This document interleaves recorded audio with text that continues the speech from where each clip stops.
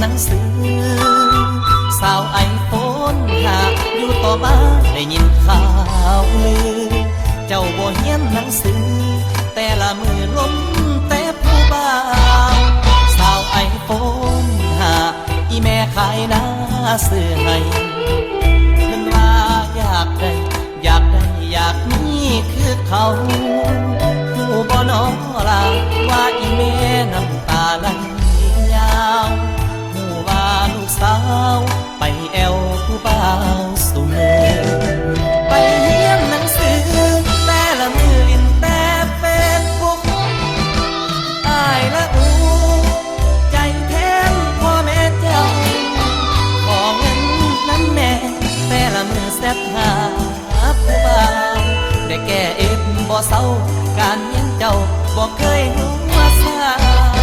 สาวไอโฟนหากตื่นมาละแอปเบลแอปเบลยิกตายิงแขวแอปเบลโพสสุสาทายรอท่าคอมเมนต์บ่ยอมรับหูรับตาสาวไอโฟนหากกับใจสักอีตนพ่อแม่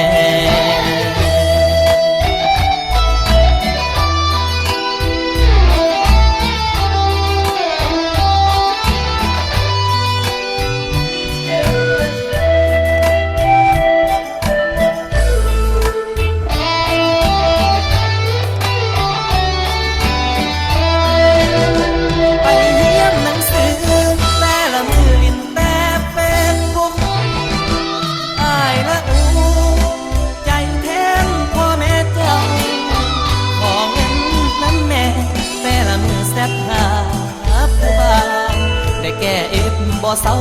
การเลี้ยงเจ้าบ่เคยหัวซาสาวไอโฟนหากตื่นมาละแอปเบลแอปเบลยิกตายิงแขวแอปเบลโพสสุสาทายรอท่าคอมเมนต์บ่ยอมรับหูรับตา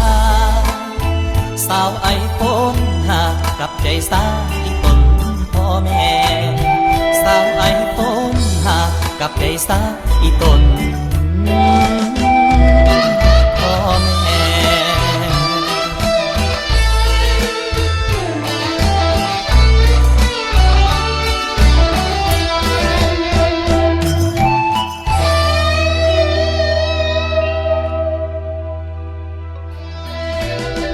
ไปเรียนหนังสือ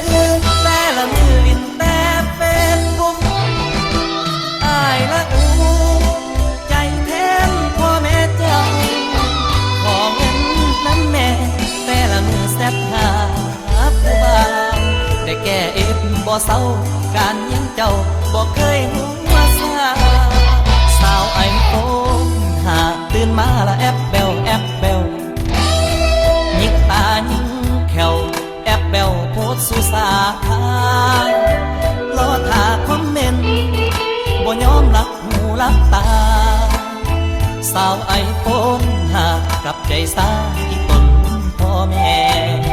สาวไอโฟนหากกลับใจสาอีตน